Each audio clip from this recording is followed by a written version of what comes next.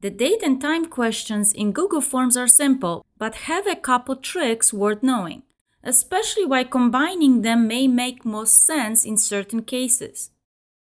Whenever you want to track events, schedule appointments, collect birthdays, or organize timelines, date and/or time questions can be added to your surveys by adding a new question and selecting one of the options.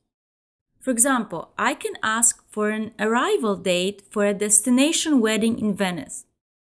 The date question will show a calendar option for your responders.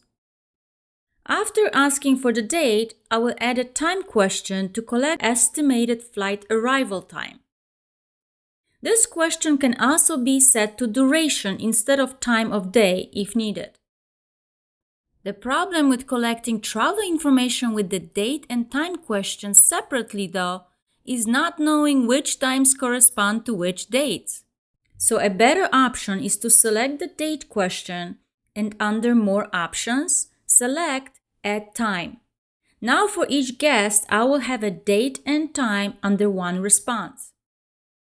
Let's take a look at how the responses to the date and time questions in the response summary appear when they are asked separately for information versus together. The date question lists months and dates visually. The time question also displays results in a visual table, but it doesn't connect each time to a specific date, which is a problem. That's why I changed the original question to a date plus time format.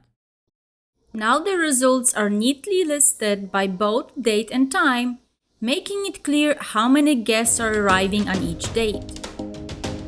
Thanks so much for watching.